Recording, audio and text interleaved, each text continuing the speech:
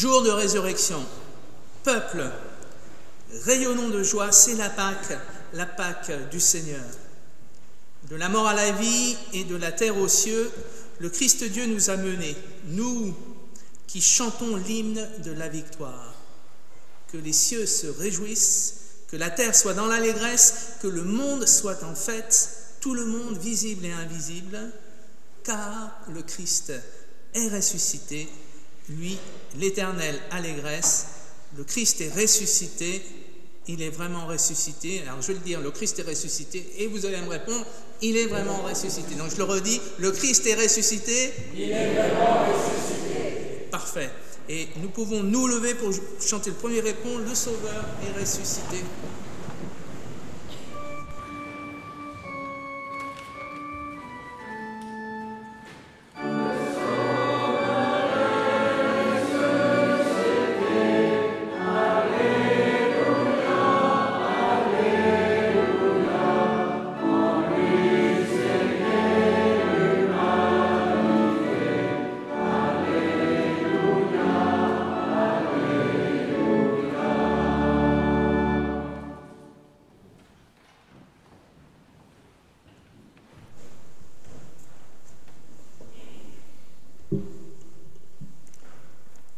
Louons le Seigneur. C'est une joie profonde pour nous, Seigneur de l'univers, de te rendre grâce en ce matin de Pâques. Illuminé par le visage radieux du ressuscité, comme une aube longuement attendue, tu viens dissiper nos ténèbres. Tu fais resplendir une espérance invincible là où la mort semblait triompher. Par la lumière que répand ta parole, tu éclaires nos cheminements tortueux. Par l'eau du baptême et le don de l'Esprit, tu nous affranchis de nos idoles. Par le partage du pain et du vin, tu fais grandir en nous un être nouveau. Qu'éclate dans le ciel la joie des anges. Qu'éclate sur la terre la joie des fils de Dieu. Amen. Et je vous invite à chanter le chant « Jésus sort de la tombe. 34, 11.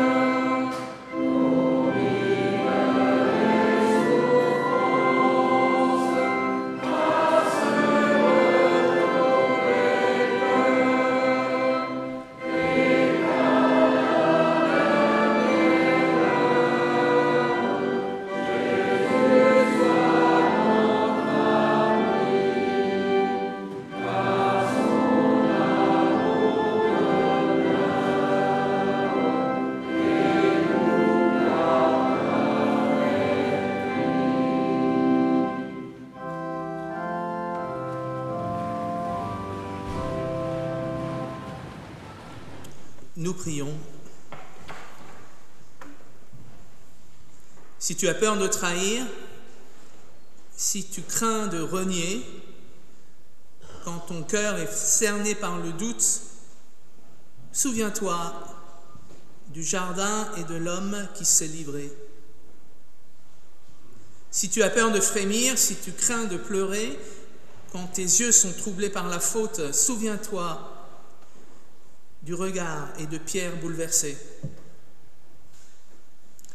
Si tu as peur de blesser, si tu crains de meurtrir, quand ta main est fermée par la haine, souviens-toi du larron que Jésus a pardonné. Si tu as peur de marcher, si tu crains de tomber, quand ton pied est blessé par la route, souviens-toi de la croix et des clous qui ont percé les pieds. Si tu as peur de partir, si tu crains de mourir, quand ton corps est lassé par la lutte, souviens-toi du matin où le Christ est ressuscité. Amen. Le Seigneur entend la prière de nos cœurs sincères. Il veut nous faire entendre sa parole de grâce. Voici ce qu'il nous dit ce matin. Vous qui avez faim et soif de son pardon, vous êtes heureux car il vous pardonne. Vous qui avez faim et soif de sa présence, vous êtes heureux car il vient demeurer en vous pour vous fortifier et vous guider.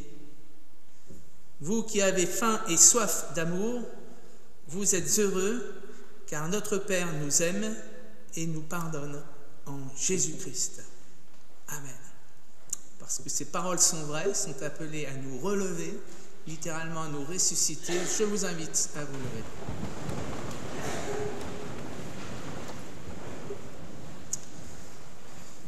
Et ensemble, nous pouvons écouter la volonté de Dieu. C'est l'apôtre Paul qui nous la propose, une parole un petit peu vive, mais l'apôtre Paul est vif. 1 Corinthiens 15, 12. Or, si l'on prêche que Christ est ressuscité, comment quelques-uns parmi vous peuvent-ils dire qu'il n'y a pas de résurrection des morts? S'il n'y a pas de résurrection des morts, Christ non plus n'est pas ressuscité, et votre prédication est vaine et vide, et votre foi est vaine. Parole forte, mais que nous entendons en ce jour de Pâques, nous entendons ce mystère, cette grâce, cette espérance que le Christ est ressuscité. Amen. Nous chantons ensemble. Gloire à toi qui nous rend.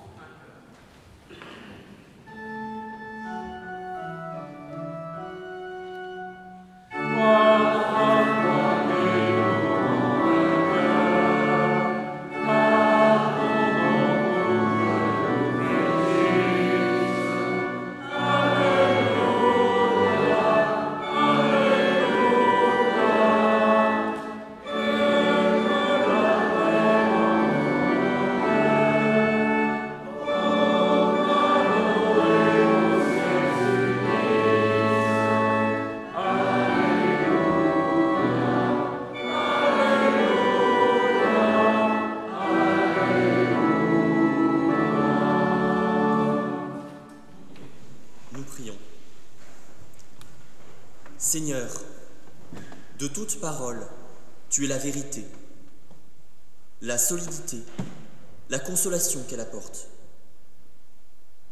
Mets en nous ton esprit pour que ta parole devienne source de vie. Nous lisons dans le livre de Marc, l'évangile de Marc, le chapitre 16, versets 1 à 8. Lorsque le sabbat fut passé, Marie de Magdala, Marie, mère de Jacques, et Salomé achetèrent des aromates afin d'aller embaumer Jésus. Le premier jour de la semaine, elles se rendirent au sépulcre, de grand matin, comme le soleil venait de se lever. Elles disaient entre elles, « Qui nous roulera la pierre loin de l'entrée du sépulcre ?» Et, levant les yeux, elles aperçurent que la pierre, qui était très grande, avait été roulée. Elles entrèrent dans le sépulcre, virent un homme assis à droite, vêtus d'une robe blanche, et elles furent épouvantées. Il leur dit, « Ne vous épouvantez pas, vous cherchez Jésus de Nazareth, qui a été crucifié. Il est ressuscité. Il n'est point ici. Voici le lieu où on l'avait mis. » Mais allez dire à ses disciples et à Pierre qu'il vous précède en Galilée. C'est là que vous le verrez, comme il vous l'a dit. Elles sortirent du sépulcre et s'enfuirent. La peur et le trouble les avaient saisies. Et elles ne dirent rien à personne à cause de leur effroi.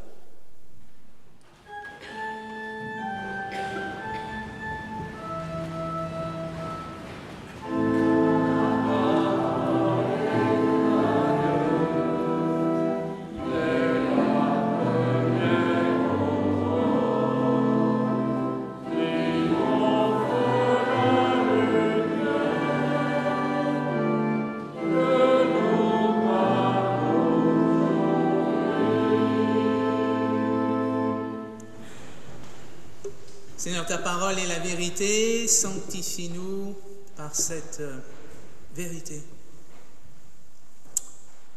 Tout recommence pour les disciples alors qu'ils sont dans la chambre haute. Jésus a été crucifié, il est ressuscité, mais peu l'ont encore vu, les femmes selon l'évangile de Marc.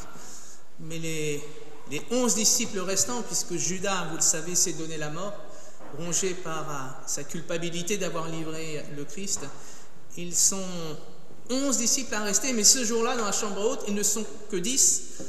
Thomas, dit le didyme, n'est pas là. On ne sait pas pourquoi il n'est pas là. Il n'est pas avec ses frères de foi que sont les disciples. Jésus apparaît aux 10. Les 10 le voient et donc sont témoins de sa résurrection.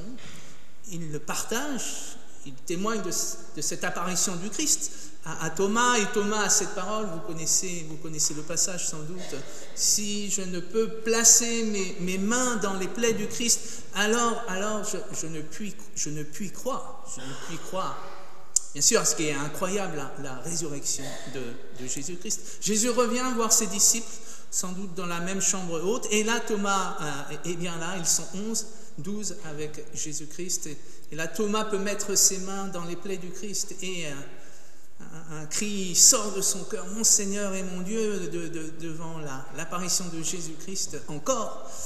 Il ne peut que confesser sa foi, et Jésus prononce cette parole, « Heureux ceux qui croient sans avoir vu. » Heureux ceux qui croient sans avoir vu. Dans la Bible, Premier Testament et Ancien Testament, cette exhortation à voir est omniprésente. Il y a plus de 300 ou 400 récurrences de cette exhortation à voir. C'est donc c'est une problématique au cœur de la foi chrétienne, au cœur de la Bible. Et comme par hasard, dans ce texte de l'évangile de Marc que Valérian nous a relu aujourd'hui, le verbe voir est convoqué de 4 manières différentes. Et ce qui est très intéressant, c'est ce que je vais tenter de vous partager, c'est que les femmes sont appelées à voir, mais 4 verbes grecs différents sont convoqués. Ce n'est jamais le même verbe.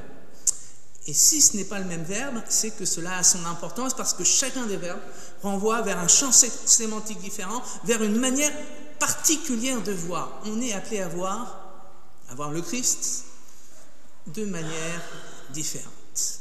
Je reprends avec vous le fil du texte. Les femmes vont vers le tombeau afin de finir d'embaumer le corps de Jésus. Et là, elles lèvent les yeux. Une certaine manière de voir.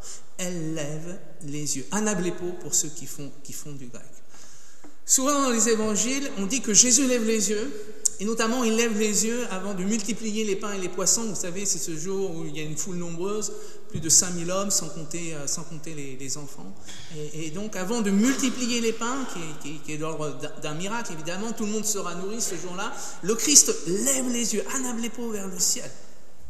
Il lève les yeux afin de convoquer la bénédiction de son Père. Il lève les yeux afin que ce ne soit pas simplement lui-même, peut-être n'en a-t-il pas lui-même les forces, mais en tout cas, peut-être en a-t-il les forces, mais en tout cas, il ne peut imaginer procéder à cette multiplication des pains, qui est de l'ordre d'une sainte scène finalement, sans lever les yeux, sans prier son Père éternel.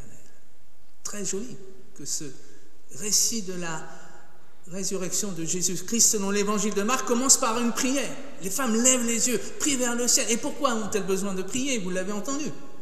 C'est que elles ont le souci de finir d'embaumer le corps de Jésus-Christ. Parce que, évidemment, c'est la règle sociale, parce que sinon le corps risque de se décomposer. Mais au-delà de ça, leur souci est d'honorer Jésus-Christ, d'honorer leur ami, d'honorer leur Seigneur. Et donc, il y a vraiment ce sentiment profond de culpabilité, de ne pouvoir embaumer le corps de leur ami, de leur frère, de leur maître. Le problème, c'est qu'une pierre lourde, normalement, doit fermer le tombeau. C'était la tradition, hein. Vous savez que les gens étaient mis au fond des tombeaux et que pour éviter évidemment que les corps ne soient attaqués par des animaux, eh bien, on fermait la pierre le tombeau par une lourde pierre. Qui nous roulera la pierre? Qui nous roulera la pierre? Alors, elles lèvent les yeux, implorant l'aide du ciel, l'aide de leur Dieu, et elles voient que la pierre a été roulée. Dans nos vies, chers amis, chers frères et sœurs, il nous arrive aussi quelquefois d'avoir le sentiment légitime qu'il y a des pierres trop lourdes pour nous à rouler. Et je reçois avec vous ce témoignage d'espérance que comme les femmes ce jour-là, au pied du tombeau, si nous osons lever les yeux vers le ciel afin de lui demander son aide, afin de demander l'aide de notre Dieu, alors il ne restera pas indifférent et il entendra nos prières. Les femmes lèvent les yeux, anablépo, et voient, second verbe grec, qui n'est pas le même, théoréo. Et ce verbe-là, le champ sémantique, c'est de l'ordre d'un regard perçant, d'une analyse, d'une observation rigoureuse. C'est le regard du scientifique, si vous voulez, dans son expérience. Il analyse ce qui se passe sous ses yeux. Voilà, il a fait rencontrer des molécules différentes et puis il voit comment ça se passe. Donc c'est vraiment là une vision, une vision scientifique. On discerne, on regarde de manière très précise ce qui se passe. Les faits, tous les faits, rien que les faits. Le fait, la pierre, surprise, a été roulée. La prière a été exaucée. C'est un fait, on ne peut le nier, la pierre a été roulée. Un des moments qui est très joli dans l'Évangile où ce verbe est associé à la vie de Jésus-Christ, c'est quand il est dans le temple et qu'il observe la manière dont les gens font leurs offrandes. Vous savez, il y en a qui font leurs offrandes de manière ostentatoire, en disant « Voyez comme je suis quelqu'un de bien, voyez comme je donne de manière abondante au Seigneur. » Et puis, il y a une veuve qui arrive avec cette petite piécette et puis, voilà, Jésus discerne, observe, sait, analyse que c'est elle qui a fait la plus belle des offrandes, parce qu'elle a donné tout ce qu'elle avait, alors que les autres n'ont donné que l'accessoire. Vous voyez, on est vraiment dans l'ordre de l'analyse et de la raison. Il est bon d'entendre, je l'entends avec vous ce matin, que la foi chrétienne, puisque ce verbe est convoqué dans le texte de la résurrection, la foi chrétienne accueille la possibilité que nous puissions utiliser aussi notre raison dans le domaine de la foi, l'exégèse historico-critique, quel est le texte dans son contexte, voilà, etc. Donc il est bon de l'entendre. Mais une fois qu'on a analysé, une fois qu'on a fait marcher notre intelligence, et Dieu nous appelle à l'aimer aussi avec notre pensée, notre intelligence, l'enjeu pour les femmes est de savoir, la pierre a été roulée, on entre ou on n'entre pas? Dans l'évangile que j'ai commenté ce matin à la cathédrale avec les autres églises, c'était l'autre évangile, c'était l'évangile de Jean, il y a une course entre les deux disciples, entre Thomas et entre Pierre. C'est Thomas le plus jeune, non pas Thomas, Jean, le disciple que Jésus aimait. C'est Jean qui gagne la course parce qu'il est plus jeune, il a un avantage, mais il s'arrête au pied du tombeau, il n'entre pas dans le tombeau, il n'ose pas entrer. Alors que Pierre, qui est plus lent, il arrive et lui, il entre dans le tombeau. On entre ou on n'entre pas dans le tombeau. C'est décisif aussi dans chacune de nos vies. Dans des décisions très, très, très humaines, à des moments de notre vie où nous devons faire des choix. On a tout analysé, on a tout rationalisé, on a fait marcher notre intelligence. On se jette à l'eau ou on ne se jette pas à l'eau. C'est aussi le cas, je crois, dans le cadre de notre vie spirituelle, de la foi. On y va un moment ou on n'y va pas. On se jette à l'eau ou on ne se jette pas à l'eau. C'est aussi le cas dans le cadre de la gestion de nos églises. Je peux vous partager cela. Donc, chez Théo, maintenant à plus de 2 ans, le conseil presbytéral s'était réuni, avait beaucoup réfléchi, beaucoup analysé la question aussi dans la dimension financière. Donc le regard technique, le regard presque scientifique sur la faisabilité de ce lieu, on en avait fait le tour. À un moment, je ne sais plus combien on était, on est 15 dans la salle. On se regarde, on y va ou on n'y va pas? Et bien on y allait, et puis voilà... Et chez Théo est vivant, il y a encore beaucoup de choses à faire, mais voilà, on est passé à l'acte. J'entends, oui, frères et sœurs, aussi dans cet évangile, que la foi, voilà, c'est passer à l'acte, c'est se mettre en route, c'est courir vers le but, comme nous le disait l'apôtre Paul. Les femmes ont levé les yeux, ont prié, afin que la pierre soit roulée. Les femmes ont discerné que la pierre avait été roulée. Elles osent entrer dans le tombeau, 3e verbe, et là, elles voient. Encore une fois, un verbe grec différent. C'est le verbe eido. Et ce verbe, le champ sémantique de ce verbe, il est employé quand il s'agit non pas d'une analyse comme nous l'avons vu précédemment, mais quand il s'agit d'une expérience. Et quand on peut appréhender cette expérience, cette rencontre, un événement, non pas simplement avec notre intelligence, mais avec tout notre cœur, avec tout notre être. Non plus seulement avec notre raison, mais aussi avec nos émotions, parce que voilà, nous sommes des hommes et des femmes d'émotions. Vous voyez bien, c'est appréhender une situation, un événement avec l'ensemble de nos intelligences. Vous savez certainement qu'il y a de multiples formes d'intelligence. Et comme par hasard, quand les femmes entrent au tombeau, le texte nous dit qu'elles voient justement avec leurs émotions. Parce qu'elles entendent un jeune homme, un ange, leur parler, leur dire que le Christ n'est plus là, et la conséquence de cette parole, c'est qu'elles sont effrayées. On est bien dans le registre des émotions, là.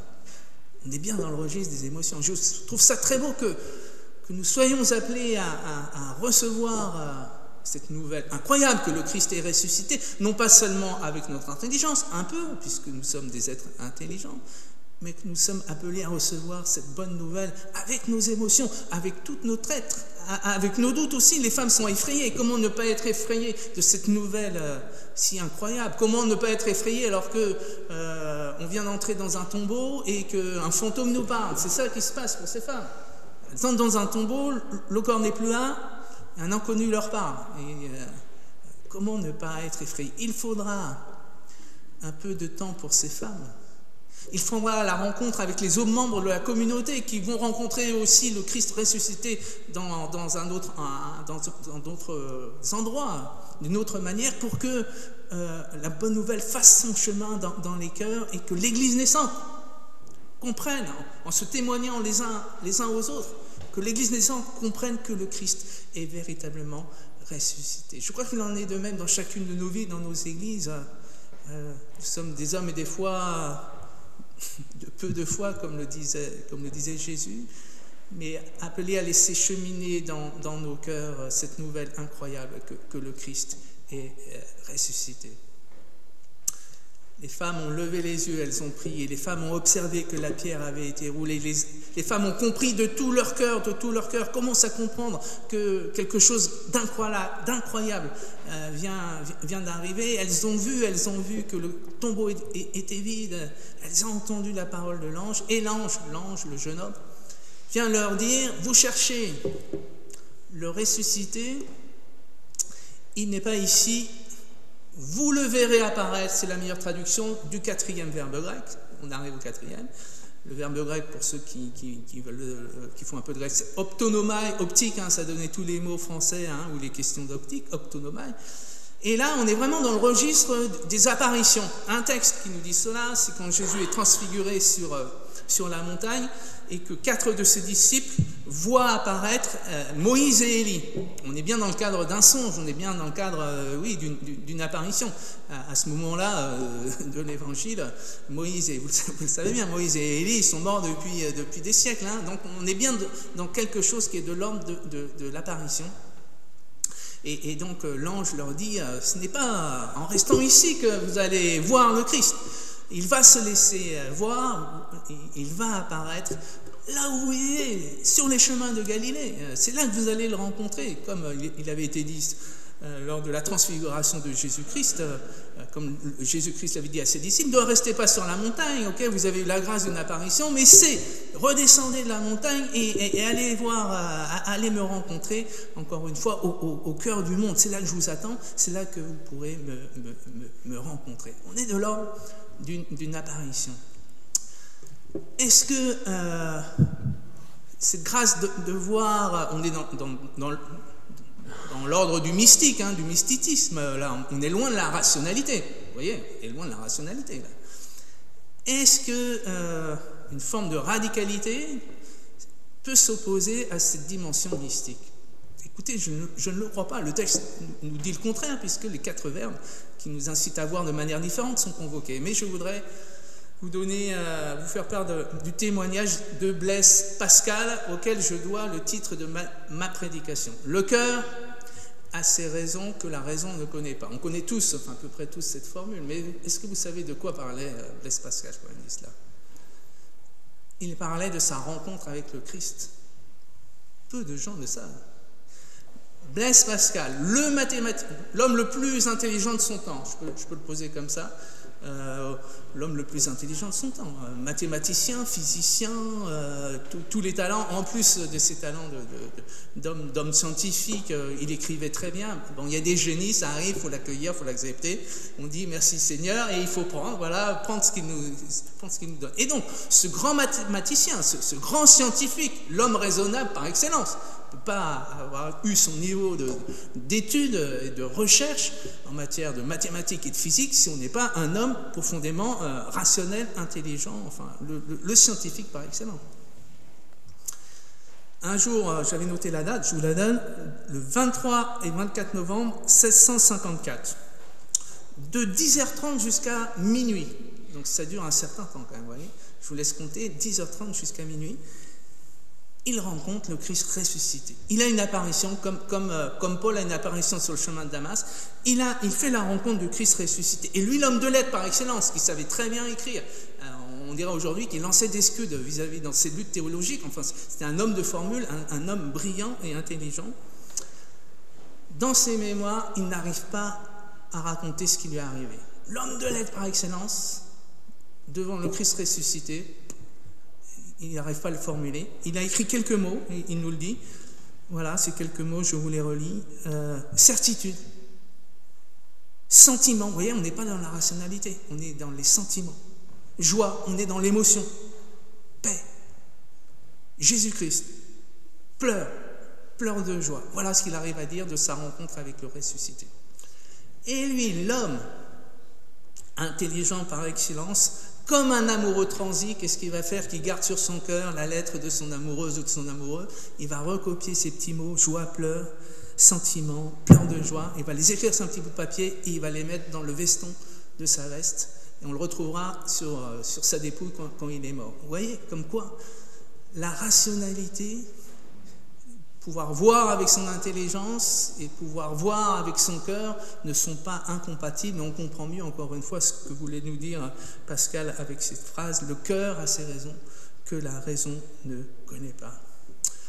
Frères et sœurs, nous sommes appelés en ce jour de Pâques, nous aussi, à discerner, à avoir au cœur de nos vies la présence du Christ, peut-être quelquefois avec notre raison, peut-être quelquefois avec l'appui de la prière, certainement quelquefois, je le crois, avec toute notre intelligence. Et nous sommes appelés aussi, quelquefois, c'est plus de l'ordre d'une grâce pour certains, à avoir une rencontre mystique avec le Christ. Mais il y a un lieu, et je terminerai par là, il y a un lieu où nous sommes appelés ensemble à discerner la présence du Christ. C'est la Sainte Seine, c'est le partage du pain et du vin. Jésus il a dit à ses disciples, chaque fois que vous partagez ce pain et ce vin, et que vous faites mémoire de moi, que vous faites mémoire de ma crucifixion et de ma résurrection, je serai avec vous. Voilà ce moment que nous sommes appelés à vivre tout à l'heure tous ensemble, et ce moment particulier, sensible, où le Christ sera particulièrement présent. Jean Calvin, je l'ai relu avec les jeunes du groupe étudiant cette semaine, Jean Calvin l'attestait en disant de manière ferme que le Christ est particulièrement présent quand son Église célébrait la Sainte Seine, que Dieu nous donne cette grâce, que nous puissions discerner sa présence au cœur de nos vies, au cœur de son Église, au cœur de cette Sainte Seine que nous allons partager. Amen.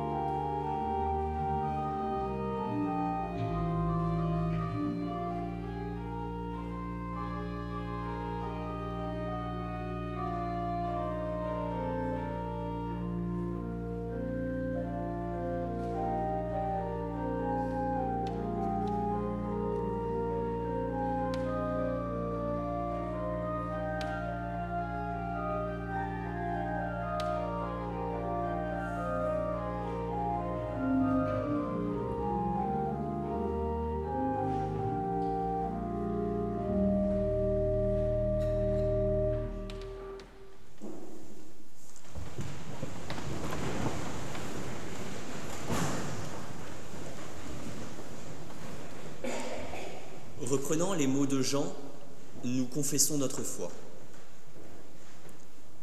Jésus-Christ est le pain de vie. Celui qui vient à lui n'aura jamais faim, et celui qui croit en lui n'aura jamais soif. Jésus-Christ est la lumière du monde. Celui qui le suit ne marchera pas dans les ténèbres, mais il aura la lumière de la vie. Jésus-Christ est la porte des brebis. Si quelqu'un entre par lui, il sera sauvé. Il entrera et il sortira, et il trouvera des pâturages. Jésus-Christ est le bon berger.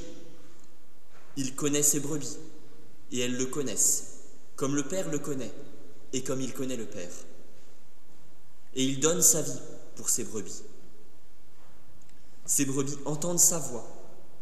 Il les appelle par leur nom. Il les conduit dehors. Il marche devant elles. Et ces brebis le suivent, parce qu'elles connaissent sa voix. Jésus-Christ est la résurrection et la vie. Celui qui croit en lui vivra, quand même il serait mort. Jésus-Christ est le chemin, la vérité et la vie. Nul ne vient au Père que par lui. Jésus-Christ est le vrai cep, et son Père est le vigneron. Celui qui demeure en lui et en qui il demeure porte beaucoup de fruits, car sans lui, nous ne pouvons rien faire. Amen. Et je vous invite à chanter le chant « Je marche et je vois », accompagné par Hervé à la guitare.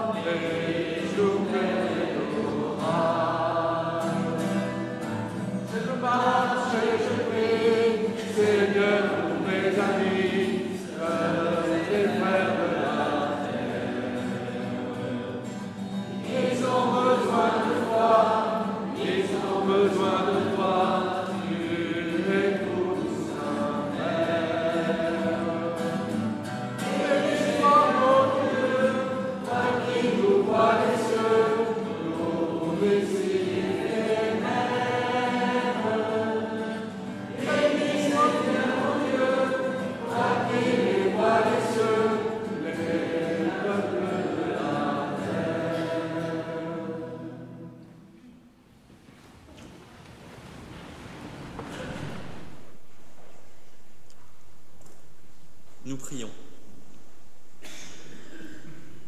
Seigneur, toi qui as réveillé Jésus dans l'aube de Pâques, toi qui portes en ses mains la lumière, toi qui fais lever sur notre terre un jour nouveau, toi qui nous veux près de toi, dans la joie rayonnante, avec devant nous l'avenir tout neuf de la vie immédiate et de la vie éternelle. Nous te prions. Fais-nous connaître le secret où tu nous attends.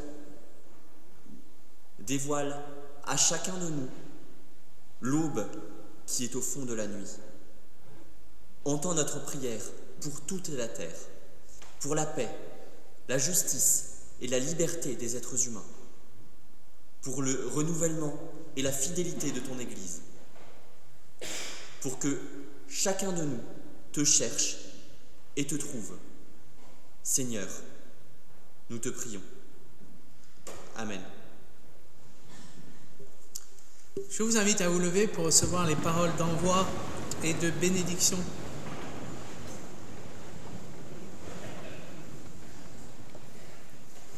Jésus est le chemin.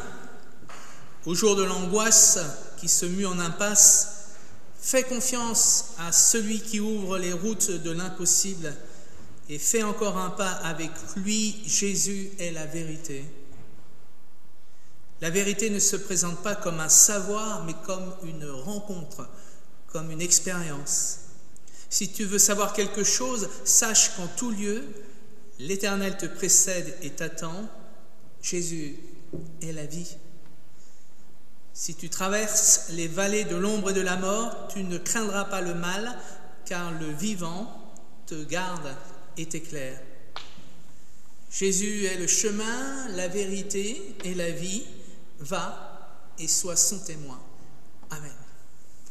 Et nous rechantons avec plaisir. À toi la gloire.